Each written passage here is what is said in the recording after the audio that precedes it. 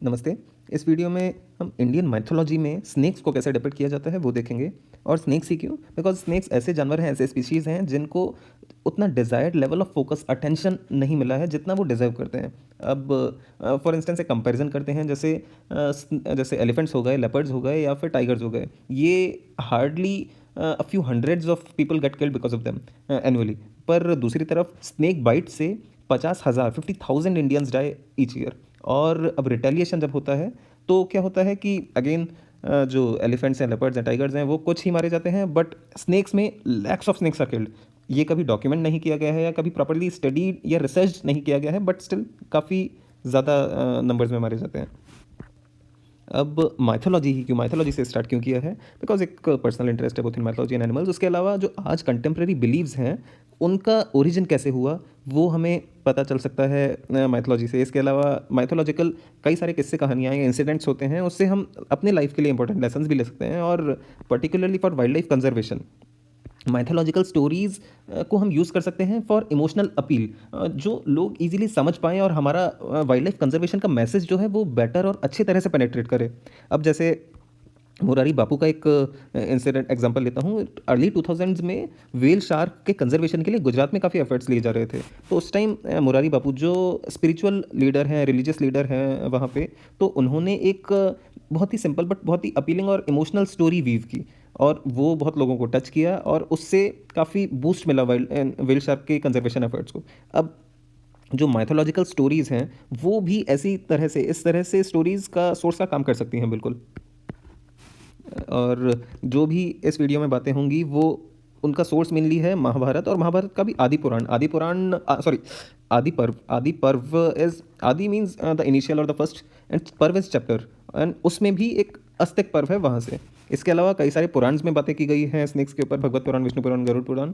But हाँ, एक चीज़ ये ध्यान रखनी है कि इन सारी स्टोरीज़ के मल्टीपल वर्जन्स हो सकते हैं बेस्ड अपॉन द सोर्स और द रीजन। तो जो सबसे एक्सेप्टेड या सबसे पॉपुलर थे वो मैंने इस वीडियो में डालने की कोशिश की है।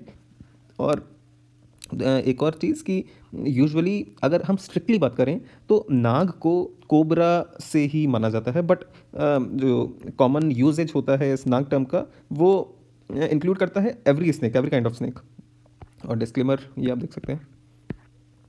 अब इंडियन माइथोलॉजी के हिसाब से जो स्नेक्स का ओरिजिन है उसके लिए ये फैमिली ट्री बहुत इंपॉर्टेंट है। शुरुआत होती है कश्यप ऋषि से। अब कश्यप ऋषि की बहुत सारी पत्नियां थी, बहुत सारी वाइफ्स थी। उनमें से दो थीं, कद्रू और विनिता। अब यूजुअली ये रिलेशंस अच्छे थे और दोनों वाइफ ट्राई करती थी कि अच्छे से कश्यप ऋषि को खुश रखा जाए। तो एक बार इन्होंने उनकी सेवा से खुश होकर बोला कि चलो जो वरदान मांगना है मांगो, जो विश मांगनी है मांगो। अब कद्रू ने बोला कि मुझे 1000 पावरफुल बच्चे चाहिए, जबकि विनिता ने थोड़ा और स्मार्टनेस दिखाते हुए बोली कि मुझे बस 2 बच्चे चाहिए, 2 सन चाहिए, पर वो दोनों इन हज़ारों से ज़्यादा पावरफुल हों। अब 500 साल बाद में, और हाँ, इस इंसिडेंट के बाद में कश्यप ऋषि ने बोला चलो ठीक है, ग्रांटेड। तो कद्रू ने 1000 अंडे दिए और विंता ने 2 अंडे दिए। अब यहाँ से 500 साल बाद में आगे चलते हैं। कद्रू के जो अंडे फूटे तो उसमें से 1000 नाग निकले, जिसमें सबसे इंपॉर्टेंट थे शेषनाग, वासुकी, तक्षक नाग और भी कई सारे नाग जैसे कालिया नाग। बट विंता के उस टाइम तक कोई अंडे नहीं फूटे थे। बट अब उन्हें जलन होने लगी कि यार कद्रू के तो बहुत सारे हज़ारों बेटे हो गए, बच्चे हो गए, मेरा कोई नहीं हुआ। तो उन्होंने जल्दबाजी दिखाते हुए एक अंडे को फोड़ दिया।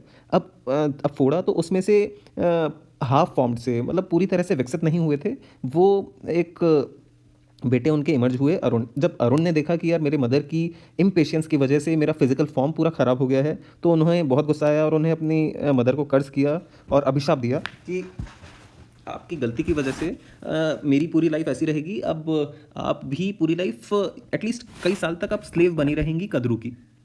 तो उस और ये श्राप देने के बाद में अरुण ने बोला कि थोड़ा सा उन्हें दया आई और कि at least she is my mother. तो उन्होंने बोला ठीक है, आपको इस श्राप से मुक्त आपका जो नेक्स्ट सन होगा वही करवा पाएगा, बट एटलीस्ट उसका अंडा अच्छे से ये मैच्योर होने देना। और ये बोल के अरुण चले गए। अरुण मतलब उड़ गए स्काई की तरफ। Letter he became चैरिटर, Sarathi of sun god. और हमारे कहानियों में उन्हें जटायु और संपाति, इनके फादर भी बोला जाता है। तो अब जो स्टोरी लाइन है उस पर वापस रिटर्न करते हैं कि कद्रू क्या थी, वो थोड़ी चालाक थी। और उन्होंने एक बार एक इंसिडेंट हुआ जिसके बेसिस पे उन्होंने विंता को अपना स्लेव बना लिया। अब कैसे? एक बार विंता और कद्रू कहीं एक गार्डन में कहीं पार्क में होंगी, तो उन्हें झाड़ियों में से एक वाइट हॉर्स दिखा। अब उसका मेनली फ्रंट पोर्शन दिख रहा था, बैक पोर्शन नहीं दिख रहा था। तो विंता ने बोला कि यार ये प्योर वाइट है। अब कद्रू ने बोला नहीं, इसकी टेल ब्लैक है। तो अब इस बात पे बहस छिड़ गई और उन्होंने बोला ठीक है, जो भी जीतेगा, सॉरी जो भी हारेगा वो दूसरे का, जीतने वाले की स्लेव बन जाएगी। अब स्टेक्स बहुत हाई हो गए, तो फिर कद्रू ने अपने बेटों से बोला, अपने बच्चों से बोला कि यार जाके जल्दी से जाके इनकी जो घोड़े हैं इनकी पूंछ पे जाके आप कॉइल कर लो, आप चिपक जाओ, सो दैट दूर से ये काली ही लगे। कई सारे बेटों ने उनकी बात मानी और यहाँ इस तरह से पूंछ पे जाके के चिपक गए और दूर से उन्हें काला ही नजर आया। तो ट्रिक से और कैसे भी कद्रू वॉन द बैट और इसके बाद से विंता उनकी दासी या स्लेव बन गई। अब इस तरह के ही थोड़े और कनिंग एपिसोड्स थे, इंसिडेंसेस थे। और अब थोड़ा पेरेंटल गाइडेंस ऐसा मिल रहा है तो बच्चे भी थोड़े ऐसे ही होंगे। तो स्नेक्स ने भी अपनी जो भी पावर प्लस पावर का काफ़ी मिसयूज़ स्टार्ट कर दिया, बहुत क्रूएल्टी उन्होंने की, लोगों को परेशान करते थे, टीज़ करते थे। तो इसे देख के दो चीज़ें हुई, एक तो जो सबसे बड़े बेटे थे, सबसे बड़े नाग थे एज वाइज, वो शेष नाग थे, तो वो उनसे सहन नहीं हुआ। उन्हें लगा कि यार ये सब खराब चीज़ें मैं नहीं कर सकता और जो लोग ऐसा कर रहे हैं उनसे मैं उनके साथ नहीं रह सकता या उनसे एसोसिएटेड नहीं रह सकता, तो वो छोड़ के चले गए घर। और दूसरा एपिसोड ये हुआ कि जो भी अफेक्टेड थे, हार्म हो रहे थे पर्टिकुलरली इंसान, तो ये लोग गुहार लेके ब्रह्मा जी के पास गए। अब ब्रह्मा जी को गुस्सा आया, उन्होंने बोला कि इन सारे सांपों का सर्वनाश होगा और ये मैं आश्वासन देता हूँ। अब ये इन्होंने कर्ज लगा दिया और इसका सुन के बहुत सारे नाग जो हैं वो डर गए और वो लोग आए ब्रह्मा जी के पास में कि पर्टिकुलरली जो भी थोड़े सेन थे, जो भी थोड़े इंटेलिजेंट नाग थे वो लोग। तो ब्रह्मा जी ने बोला, क्लैरिफाई किया कि जो भी मैंने बोला है वो मेनली खराब नाग मरेंगे और अच्छे नागों को बचाने के लिए जो एक मनसा है, मनसा उन्हीं की बहन है नागों की, तो उनके जो बेटे होंगे उनका रोल होगा। और ऐसे कुछ और साल बीते और 500 साल बाद में विंता के दूसरे बेटे जो कि गरुड़ बोला जाता है वो जन्म लिए। और ये बहुत ही ज़्यादा बड़े बर्ड फॉर्म के और बर्ड प्लस ह्यूमन के फ्यूजन वाले एक क्रिएचर थे और बाज टाइप के ईगल थे और बहुत ज़्यादा पावरफुल थे। इनफैक्ट इनको किंग ऑफ बर्ड्स भी बोला जाता है। और एक बार इन्होंने जब थोड़ा होश संभाला तो इन्होंने बोला अपने जो भी सौतेले भाई थे, सांप थे, नाग थे, उनसे बोला कि मुझे मेरी मदर को, माँ को आपके चंगुल से और आपकी कद्रू से फ्री करवाना है, उनकी स्लेवरी से फ्री करवाना है, तो क्या किया जाए, मुझे क्या करना चाहिए। तो उन्होंने बोला कि हमें आप अमृत का कलश ला के दे दो जो इंद्रलोक में पड़ा है। तो ये सुन के जो गरुड़ जी थे वो उड़े और इंद्रलोक गए। अब इतने पावरफुल थे ये कि इन्होंने कलश लेने के लिए, अमृत कलश लेने के लिए वहाँ पे सारे देवताओं को एक अकेले में हरा दिया और वहाँ से कलश ले लिया। कलश लेके जब ये आने लगे तब फिर इंद्र, जो देवराज इंद्र थे, उन्होंने इनसे बोला कि यार अगर ये कलश आपने उनको दे दिया या कैसे भी उनके हाथ लग गया, नागों के हाथ में लग गया, तो सर्वनाश हो सकता है। वो वैसे ही थोड़े क्रूअल नेचर के हैं और इस तरह से अगर वो अमर हो जाएंगे तो बहुत ख़राब होगा। तो ट्रैक थोड़ा इन्होंने, गरुड़ ने एक्सेप्ट किया, हाँ ये तो हो सकता है, तो चलो ऐसा करेंगे कि जो नाग हैं उन्होंने सिर्फ मुझसे मंगवाया है और मैंने भी प्रॉमिस किया है कि मैं ले आऊँगा, तो ये प्रॉमिस मुझे करना ही पड़ेगा फुलफिल। बट उसके आगे क्या होगा वो उन्होंने कुछ नहीं बोला है। तो बस इसके बेसिस पे they ensured, Garud and Indradev ensured कि इनके हाथ में अमृत कलश ना जाए। खैर अब मैं शायद साइड ट्रैक से दूर जा रहा हूँ, तो ये अलग स्टोरी है। बट एनीवेज इन्होंने ऐसे कैसे ना कैसे अपनी मदर को फ्री करवा लिया। अब इनकी लॉयल्टी देख के, जब ये वहाँ से उड़ रहे थे गरुड़ जी, तो इनकी लॉयल्टी देख के और इनका सेल्फलेसनेस और ब्रेवरी। अब लॉयल्टी कैसे, लॉयल्टी टुवर्ड्स हर मदर, और सेल्फलेसनेस कैसे कि ये अमृत कलश पास में होते हुए भी इन्होंने एक भी बूंद अमृत का नहीं पिया। और ब्रेवरी ऑब्वियसली कि सारे देवताओं को एक बार में हराना। तो इन सारी क्वालिटीज़ को देखते हुए विष्णु जी बहुत खुश हुए उनसे, भगवान विष्णु। तो उन्होंने उन्हें ऑफर दिया कि आप मेरे क्या वाहन या व्हीकल बनना चाहेंगे, और गरुड़ जी ने डेफिनेटली हाँ बोला।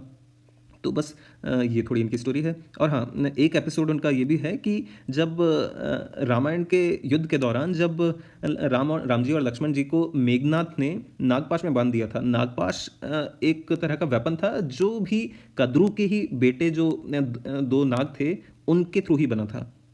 तो दे were almost dead, Ram ji और लक्ष्मण जी वर ऑलमोस्ट डेड। तो उस टाइम पे हनुमान जी ही रिक्वेस्टेड गरुड़ जी कि भाई आप आके नागपाश को काटिए, और इस वजह से ही राम जी और लक्ष्मण जी बचे थे। ये शायद आप लोगों ने अभी रामायण जो टेलीकास्ट हुई थी उसमें देखा होगा। अब आते हैं जो मनसा हैं, मनसा देवी हैं उन पे। ये एक बार फैमिली ट्री आप वापस चेक कर दीजिए कि कद्रू और कश्यप इनके बेटे हुए शेषनाग, वासुकी, तक्षक नाग और कई सारे हजारों नाग, जिनमें कालिया नाग भी था। और कश्यप की विंता से हुए गरुड़ और अरुण। और कश्यप की एक बेटी और थी मनसा। इनकी जो शादी हुई वो हुई जरत्करु ऋषि से। और इनके इनसे जो बेटे हुए उनका नाम था अस्तिक। अब मनसा की थोड़ी बात की जाए तो मनसा को स्नेक्स की गॉडेस माना जाता है, देवी माना जाता है। और इनको डिस्ट्रॉयर या रिमूवर ऑफ पॉइजन बोला जाता है। अब क्यों जहर नाशक क्यों बोला जाता है, ये थोड़ा आगे और देखेंगे। और इनके जो बेटे थे अस्तिक, वो बहुत ही एक काफ़ी अच्छी प्रवृत्ति के एक साधु संत थे। बचपन से ही उनको शिक्षा ऐसी मिली थी और बहुत ही लर्नड थे, काफ़ी इंटेलिजेंट थे। अब आते हैं कि नाग जो थे उनकी और पांडवों की दुश्मनी कैसे स्टार्ट हुई, पांडवों की या पांडवों के वंशजों से दुश्मनी कैसे स्टार्ट हुई। तो थोड़ा बैकग्राउंड के लिए फैमिली ट्री समझ लेते हैं। अर्जुन की वाइफ थी सुभद्रा। इनसे काफ़ी वाइफ्स थी बट उनमें से एक सुभद्रा। उनके जो बेटे हुए अभिमन्यु, अभिमन्यु और उत्तरा के जो बेटे हुए परीक्षित, और परीक्षित के बेटे हुए जन्मेजय। ये बस एक फैमिली ट्री है। मेन स्टोरी पे आते हैं अभी। तो हुआ ऐसे कि पांडवों को अपनी कैपिटल बनानी थी इंद्रप्रस्थ, जो आज के दिल्ली के पास में है। अब उसके लिए उन्हें कंस्ट्रक्शन के लिए और कई डेवलपमेंट के लिए उन्हें फॉरेस्ट्स क्लियर करने थे। एक फॉरेस्ट था खांडव वन, ये क्लियर करना था। तो एक दिन गए अर्जुन जी वहाँ पे जंगल के पास में, और अपने तीरों से, दिव्य तीरों से उन्होंने जंगल को जलाना स्टार्ट कर दिया। अब प्रॉब्लम यहाँ पे हुई कि वहाँ पे कई सारे जानवर रहते थे। उनमें से तक्षक की फैमिली भी थी। तक्षक उस टाइम नागराज थे और उनकी फैमिली भी थी। अब फॉर्चुनेटली और अनफॉर्चुनेटली तक्षक खुद वहाँ पे मौजूद नहीं थे, बट उनकी वाइफ जो थी वो उस फायर से मर गई। और ये जब बाद में तक्षक को पता चला तो इन्होंने कसम खाई कि अब मैं उनसे, पांडवों से बदला ज़रूर लेके रहूँगा, रिवेंज लूँगा। ऐसे कुछ टाइम आगे बढ़ा। थोड़े टाइम बाद में, अर्जुन के बाद में अभिमन्यु, और अभिमन्यु के बाद में परीक्षित। तो एक बार परीक्षित जंगल में शिकार के लिए गए। उस टाइम काफ़ी घंटों बाद में शिकार करते रहे तो काफ़ी थक गए और काफ़ी प्यास लगी उन्हें। उन्होंने दूर से देखा कि एक ऋषि की कुटिया है और हो सकता है वहाँ पे पानी मिल जाएगा। तो अब परीक्षित गए वहाँ। बट उस टाइम जो ऋषि थे वो काफ़ी डीप मेडिटेशन में थे और ध्यान में थे। और परीक्षित ने जब पानी मांगा तो उन्होंने रिस्पॉन्ड नहीं किया। इससे गुस्सा हो गया परीक्षित, और इन्होंने फिर वहाँ पे पास में एक सांप जा रहा था, उसको मार के जो सेज थे, ऋषि थे, इनके गले पे लटका दिया। अब ये सब गुस्से में हुआ, बट थोड़ी देर बाद में रियलाइजेशन भी हुआ। बट एनीवेज इन्होंने सोचा छोड़ो अब, और ये अपने महल के लिए चले गए। बट इस इंसिडेंट का जब ऋषि के बेटे को जब पता चला तो उन्हें बहुत गुस्सा आया कि how can he insult my father like this. तो इन्होंने परीक्षित को श्राप दिया कि वो इंसान 7 दिन के अंदर अंदर मर जाएगा, और तक्षक नाग के बाइट से। बस अब ये बात जब परीक्षित को पता चली तो उन्होंने काफ़ी एफर्ट्स किए कि भाई कैसे भी बच जाऊं मैं। बट एनी हाउ तक्षक नाग ने परीक्षित को डसा और उन्हें मार दिया उनके जहर से। अब इस बात का कुछ टाइम बाद में इनके जो परीक्षित के बेटे थे उनको पता चला, जो जन्मेजय थे। तो जन्मेजय ने फिर से अब एक नया रिवेंज लिया, नई शपथ ली कि भाई अब मैं जो भी सारे सांप हैं उनको मारूंगा। तो पर्टिकुलरली तक्षक। तो इसके लिए इन्होंने सर्पमेध यज्ञ स्टार्ट किया। सर्पमेध यज्ञ, सर्प मतलब सांप और मेध मतलब मारना, और इसको सर्प सत्र भी बोला जाता है, स्नेक्स का सेक्रीफाइस। तो इसमें उन्होंने उस टाइम के जो भी सबसे बड़े बड़े विद्वान थे, पंडित थे और ज्योतिष थे, उन सबको बुलाया और एक हवन स्टार्ट करवाया। और जैसे जैसे हवन बढ़ने लगा, प्रोसीडिंग्स बढ़ने लगी, तो वैसे वैसे पूरे वर्ल्ड ओवर जहाँ से भी नाग थे वो सारे खींचे चले और इस हवन अग्नि में आके जलने लगे और मरने लगे। तो शुरुआत में जो खराब नाग थे वही मरने लगे, बट धीरे धीरे दूसरे नाग भी आने लगे। तो ये जब बातें वासुकी को पता लगा, तो वासुकी नाग, तो उन्होंने फिर जल्दी से ये गए मानसा देवी के पास में और उनसे बोले कि आपके जो बेटे हैं प्लीज़ उन्हें भेजिए जल्दी, अदरवाइज सारे नागों का नाश हो जाएगा। तो ये देख के फिर अस्तिक गए वहाँ। अस्तिक ने जन्मेजय से सबसे पहले उनका गुणगान किया और अपना जो नॉलेज थी वो थोड़ा शो ऑफ किया। तो इससे जो जन्मेजय थे वो बहुत ज़्यादा इंप्रेस हो गए और इन्होंने अस्तिक को बोला मैं तुमसे बहुत खुश हूँ, चलो तुम्हें जो मांगना हो मांगो। तो अस्तिक ने ये बोला कि आपने बहुत सारे सांपों को मार दिया है और सारे खराब जो भी सांप थे वो मर गए हैं, और जो तक्षक नाग हैं ये उस टाइम क्या है हवा में लटके हुए थे। और तो अस्तिक ने बोला इनका भी एटलीस्ट जो आपने अहंकार है, जो इनके अंदर की खराबियाँ थी, जो बुराइयाँ थी वो मर चुकी हैं। तो आपका जो भी मेन उद्देश्य था, मेन ऑब्जेक्टिव था वो हो चुका है पूरा, तो प्लीज़ अब इन्हें छोड़ दीजिए। तो ना चाहते हुए भी, बट बिकॉज उन्होंने प्रॉमिस कर दिया था, तो जन्मेजय ने ये हवन बंद करवाया। तो इस वजह से कई सारे स्नेक्स स्नेक्स जो हैं वो बच पाए। और वो जो दिन था वो शुक्ल पक्ष में था और श्रावण का 5वां दिन था, पंचमी 5वां दिन। और शुक्ल पक्ष मतलब जो ब्राइटर हाफ होता है किसी मंथ का, वो तो इस दिन को तब से नाग पंचमी के तौर पे मनाया जाता है। नाग पंचमी वो दिन जहाँ पे सांपों की लाइफ बच पाई, और आज हम सांपों को इस दिन पूछते हैं। तो नागपंचमी का आई हैव टोल्ड। अब थोड़ा देखते हैं कुछ पर्टिकुलर इंडिविजुअल नागों को जो माइथोलॉजी में बहुत ज़्यादा इंपॉर्टेंट हैं, बहुत ज़्यादा सिग्निफिकेंट प्लेस होल्ड करते हैं। सबसे पहले शेषनाग। अब शेष का मतलब होता है कि रिमाइंडर, जो one who remains even after entire universe is destroyed, वो है शेषनाग। और इनको अनंत शेष भी बोला जाता है। अनंत मतलब इनफाइनाइट, इनका कोई अंत नहीं है। जैसे इनके जो फन हैं वो हज़ारों हैं, और आदि शेष मतलब सबसे पहले जो नाग थे वो हैं। एल्डेस्ट सन है कद्रू के, और शुरुआत में नागों के राजा यही बने। बट धीरे धीरे इन्हें पता चलता रहा कि जो इनके भाई हैं उनका नेचर जो है वो ख़राब है, वो बहुत क्रूअल्टीज़ कर रहे हैं। तो इससे वो खफा होकर, डिस्गस्टेड फील होके ये उन सबको छोड़ के चले गए और हिमालय के पर्वतों में गए। वहाँ पे इन्होंने खूब तप किया, मेडिटेशन किया। तो इससे खुश हो गए ब्रह्मा जी। अब ब्रह्मा जी ने उन्हें वरदान मांगने को बोला। तो शेषनाग ने बोला कि मेरा जो माइंड है उस पर हर टाइम मेरा कंट्रोल रहे, जिससे मैं कभी कोई गलत काम ना करूं और ऐसे ही तप करता रहूं और एक अच्छी लाइफ बिताऊं। वरदान ब्रह्मा जी ने बोला तथास्तु। और बट ब्रह्मा जी ने फिर एक फेवर और मांगा उनसे। फेवर ये कि भाई अभी जो पृथ्वी है वो काफ़ी अनस्टेबल है, तो प्लीज़ क्या आप जाके उसको थोड़ा स्टेबलाइज कर सकते हैं। तो शेषनाग जी ने ये बात मानी, और तब से उन्होंने, अकॉर्डिंग टू आवर बिलीव, तब से उन्होंने अर्थ को अपने हुड पे उठा रखा है। इसके अलावा दूसरी इम्पॉर्टेंट बात यह है कि जो इनके कैरेक्टर से, इनके नेचर से और इनके जो तप से विष्णु जी भी बहुत प्रसन्न हुए थे। तो इन्होंने उनको ऑफ़र किया कि क्या आप मेरे साथ हर टाइम रहना प्रेफर करेंगे, आई मीन कि एज अ बेड। तो तब से इन्होंने शेषनाग विष्णु जी की शैया बन के रहते हैं। विष्णु जी का यूजुअल डिपिक्शन जो होता है वो शेषनाग के ऊपर लेटे हुए ही होता है। और दूसरा इंसिडेंट ये कि हाँ, नॉट दूसरा इंसिडेंट, जस्ट कि विष्णु जी और शेषनाग जी, इनका जो बॉन्डिंग थी वो बहुत क्लोज थी। तो एक बार शेषनाग जी ने विष्णु भगवान से बोला कि आप कभी भी अवतार लेंगे तो मुझे भी आपके साथ में रहना है बस। तो विष्णु जी ने बोला चलिए ठीक है। और विष्णु जी ने इस बात का रेस्पेक्ट करते हुए जब भी, जैसे रामायण के टाइम में लक्ष्मण जी जब वो राम बने, विष्णु जी जब राम बने तो शेषनाग लक्ष्मण बने। और जब आगे चल के विष्णु जी कृष्ण का अवतार लिया इन्होंने, तब शेषनाग ने बलराम का अवतार लिया। अब नेक्स्ट है वासुकी। वासुकी सेकंड नंबर के नाग थे, शेषनाग से छोटे। और सबसे इनके कुछ एपिसोड्स के बारे में बात करें तो जब समुद्र मंथन हुआ था तो उस टाइम जो पहाड़ था मंदार पर्वत, उसकी चर्निंग करनी थी, उसको यूज़ करते हुए ओशियन की चर्निंग करनी थी। तो अब इतनी उसको मंदार पर्वत को हिलाने के लिए, घुमाने के लिए कोई स्ट्रॉन्ग रस्सी मिल नहीं रही थी इतनी बड़ी और उतनी स्ट्रॉन्ग। तो वासुकी ने खुद की बॉडी को सेक्रीफाइस किया, खुद की बॉडी दे दी, ठीक है मेरे थ्रू मुझे यूज़ करते हुए आप मंदार पर्वत को घुमा लो। तो बट ये जो समुद्र मंथन था वो कई सालों तक चला। तो इस वजह से जो वासुकी की बॉडी थी वो बहुत ज़्यादा इंजर्ड हो गई और बहुत ज़्यादा लहूलुहान हो गई। तो एक तो ये चीज़। इसके अलावा जब अमृत निकला था उससे पहले हलाहल, ये जहर भी निकला था, जहर का कलश भी निकला था। अब ये इतना ज़्यादा टॉक्सिक था कि इससे पूरी पृथ्वी को डेंजर हो सकता था। तो शिव जी ने इसको कलेक्ट किया और पीने लगे, और उनका पॉइजन को शेयर किया था वासुकी ने और मनसा देवी ने। तो हाँ, अब शायद you might have gotten some idea कि मनसा को क्यों रिमूवर और डिस्ट्रॉयर ऑफ पॉइजन बोला जाता है।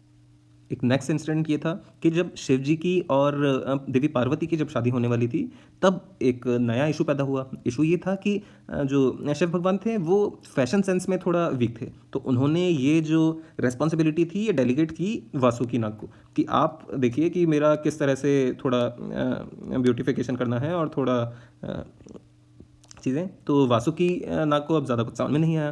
तो एट द एंड उन्होंने सोचा कि मैं खुद ही शिव जी के गले में आ जाता हूँ और एज एन ऑर्नामेंट, आभूषण के तौर पे। तो इन चीज़ों से शिव जी वासुकी नाग से बहुत ज़्यादा खुश हो गए और उन्होंने बोला कि आप हर टाइम मेरे गले में ही रहिए और मेरे साथ रहिए। तो बस अब कुछ और इंसिडेंसेस कोट करते हुए कि वासुदेव जो थे, जो कृष्ण भगवान के फादर थे, ये जब बाल कृष्ण को कंस की उससे प्रिजन से ला रहे थे वृंदावन, तो उस टाइम उन्हें यमुना रिवर क्रॉस करनी थी। अब बट लेकिन इस टाइम बहुत ज़्यादा भारी और बहुत फेरोशियस तूफान आया हुआ था। तो उस टाइम कृष्ण जी के ऊपर ढाल बन के जो थे और जो इन्होंने उन्हें कृष्ण जी को बचाया था वो थे वासुदेव। ये इस इमेज में है। इसके अलावा हाँ, एज आई टोल्ड कि ये शुरुआत में जो नागराज थे, नागों के राजा, शुरुआत में थे शेषनाग, उसके बाद में फिर वासुकी नाग, और जब वासुकी नाग शिव जी के गले में आ गए तो उसके बाद से तक्षक नाग बने नागराज। फिर एक और इंसिडेंट है वासुकी नाग के बारे में कि जब महाभारत के एपिसोड्स के टाइम पे जब दुर्योधन ने अपने भाइयों के साथ में भीम जी के खाने में जहर मिला दिया था और उन्हें नदी में फेंक दिया था, तब उस टाइम वासुकी और उनके जो नाग थे उन्होंने ही भीमसेन जी को बचाया था। और इनफैक्ट वासुकी ने उन्हें एक ड्रिंक भी ऑफर किया, जिसकी वजह से भीम जी में 10,000 हाथियों जितनी पावर आ गई, स्ट्रेंथ आ गई। अब आते हैं कालिया नाग पे। ये ऑल्दो उतने ज़्यादा पावरफुल नहीं थे, बट स्टिल कद्रू और कश्यप के बेटे थे, और ये यमुना नदी में रहते थे। यमुना नदी में वृंदावन के पास में क्यों रहते थे? क्योंकि यही रीजन एक ऐसा था जहाँ पे जो गरुड़ देव थे वो नहीं आ सकते थे बिकॉज ऑफ सम कर्स, तो सिर्फ ये कालिया नाग यहीं पे बचे हुए थे। अदरवाइज इसके बाहर कहीं भी जाते तो गरुड़ देव उनको मार सकते थे। बट लेकिन यहाँ पे रहने की वजह से इन्होंने, इनके पॉइजन की वजह, वेनम की वजह से धीरे धीरे इन्होंने, actually technically it should bee venom, तो इन्होंने धीरे धीरे यमुना के पानी को दूषित करना स्टार्ट कर दिया, और इतना पॉइजनस हो गया, इतना टॉक्सिक हो गया कि ह्यूमन और एनिमल हेल्थ जो है वो इम्पेक्ट होने लगी। कई सारे जो जीव जंतु हैं वो मरने लगे। तो ये धीरे धीरे बातें जब कृष्ण जी के कानों में पड़ी तो उन्होंने एक लीला रची कि भाई इन्होंने एक बार अपने दोस्तों के साथ कुछ गेम्स या बॉल वॉल कुछ खेल रहे होंगे, तो वो जाके नदी में गिरी, और इन्होंने बॉल को लाने के चक्कर कालिया नाग से लड़ाई स्टार्ट कर दी। और लड़ते लड़ते इन्होंने, जो कालिया नाग के कई सारे सिर थे, तो उनके ऊपर डांस सा या अपने पैरों से वार करना स्टार्ट कर दिया। तो इस एपिसोड को कालिया दमन बोला जाता है, और इससे जो कालिया था उसका पूरा अहंकार जो था, पूरा कॉन्फिडेंस जो था वो मर गया, और उन्होंने एक्सेप्ट कर लिया कि हाँ मेरी गलती है, और मैं अब के बाद से यहाँ पे यमुना में कभी किसी को परेशान नहीं करूँगा। बट कृष्ण जी ने बोला नहीं तुम यहाँ से जाओ। तो फिर ये कालिया नाग ने बोला कि बट मैं यहाँ से जाते ही, बाहर निकलते ही मुझे गरुड़ जी मार देंगे। तो कृष्ण जी ने रिप्लाई किया कि आपके सिर पे मेरे पैर आ चुके हैं, तो अब गरुड़ जी भी आपको रेस्पेक्ट ही करेंगे, आपके साथ कुछ भी खराब नहीं करेंगे। तो ये एश्योरेंस मिलते ही कालिया नाग वहाँ से चले गए। अब इन सारे एपिसोड से हम कुछ आइडियाज़ ले सकते हैं वाइल्ड लाइफ और स्नेक्स की प्रोटेक्शन के लिए। फर्स्ट ऑफ ऑल कि लोग जो जनरल परसेप्शन जो है सोसाइटी में वो ये है कि सांप बहुत ही ईविल जीव होते हैं, बहुत ही खराब जीव होते हैं, जबकि हमें हाईलाइट करना चाहिए कि कई अच्छे सांप भी होते हैं। शेषनाग हो गए, वासुकी नाग हो गया। दूसरी बात ये हमें बताना चाहिए कि जो भी ऐसे खराब सांप थे वो पहले ही सर्प में यज्ञ में मारे जा चुके हैं, तो अब कोई खराब सांप है नहीं। तो बस आगे नेक्स्ट कुछ वीडियोस में अल कवर कुछ सम मिथ्स एंड रियलिटीज़, उसके अलावा फिर threats to snakes in India.